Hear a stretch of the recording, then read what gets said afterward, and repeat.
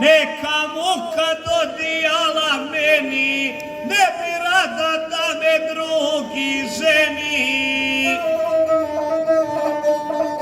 Sad pođimo, majko, od Neretve, od Višića na Žuljaćeš peti. Ljuti Dolac, Kruševo i Jare, nemoj pajdo ni za kakve pare. Oženi ga, majko, ti iz Bova, da ti ne zna čitati ni slova. Oženi ga, majko, ti iz Rasna, svaka voli Boga koji časna. Ako čerim to lištička zona, sova će ti mate bez pardona. Šipovača, vojnići, veljaci, da bi prodala ćaću na pijaci. U Posušju fine cure kažu, kamen klešu prave ambalažu. Dovedi ga u Mandino selo, da će ti donit za sprovod raspelo. Zato, majko, ja riješi ovako, neću ti se ženiti nikako.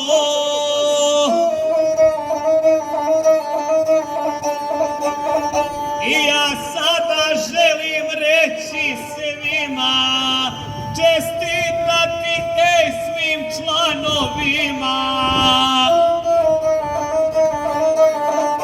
Živi, zdravi i veseli bili i 20 godina slavili.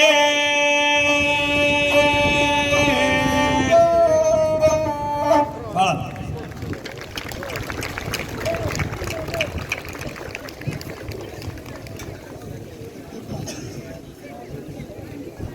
Otkad nismo za miloga Boga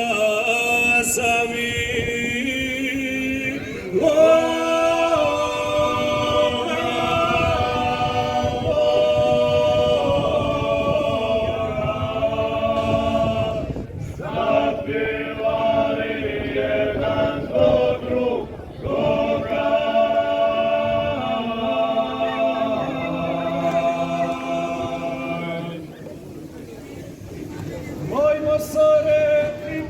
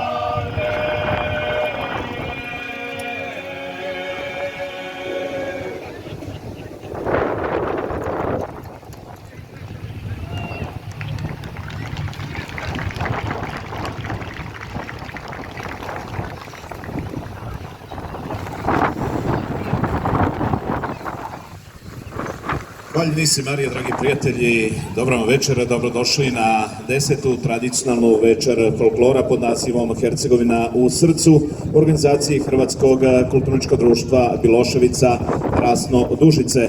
Ovu večer počet ćemo nama najdražom skladbom Lijepom našom.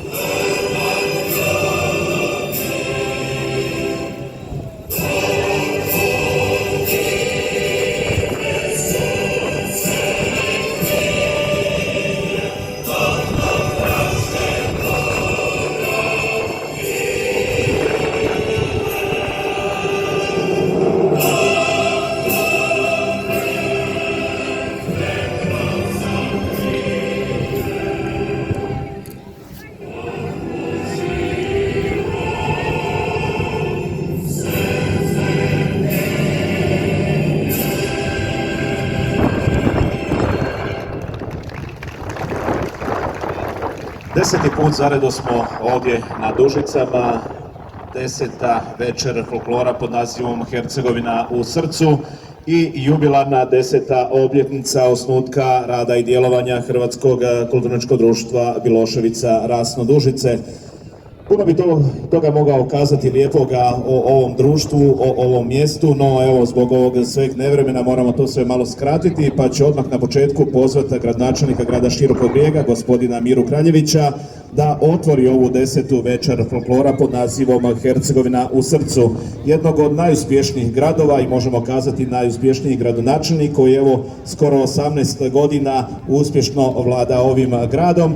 Kazat ću samo da u protekle 2 godine broj uposlenih u Širokom Brijegu povećan je za skoro 2300 uposlenika, a zanimljivo je, možda smo jedini grad koji u ovoj korona krizi nije smanjio broj uposlenih, nego naprotiv ih povećao. Pa vas molim ja pljesak. Dobro večer, dragi prijatelji. Evo, lijepo vas je vidjeti opet nakon ove pauze. Zbog ove korone i ostalih ovih problema koje imamo, ali evo, žilav sam mi narod, ja se nadam da ćemo mi i iz ovoga izaći u dobrom stanju, a evo, čuli ste u Širokom Brijegu da je i u ovim kriznim nekakvim vremenima, a to za nas nije neobično, u nas uvijek neka kriza, ali se mi uvijek nekako nosimo sa tim krizama. Istina je ovo što je Marinko rekao, i čak smo jedini grad u Bosni i Hercegovini, to je jedna profesorica koja je istraživala neovisni sredstven, gdje je prirodni prirast pozitivno, znači više ih je se rodilo koliko toliko nego je umrlo, još smo u plusu, tako da je i to dobar znak, dobar pokazatelj za sve nas i to govori da ćemo mi i dalje opstati i ostati na ovim prostorima. Evo, čuvajući i radeći ovo što radite večeras, čuvajući našu tu tradicijsku kulturu u kojoj možemo naći sebe inspiraciju za današnje vrijeme, znamo svi kakva su to bila vremena. Zna se reći, bilo je dobro, nismo znali za bolje i zato je bilo dobro, a evo, hvala Bogu da danas po nekakvim kriterijima spadamo u razvijenije sredine, a ovo što radimo, to trebamo i dalje nastaviti, čuvati tu našu tradiciju, kulturu, identitet i ostalo, jer to nas je očuvalo.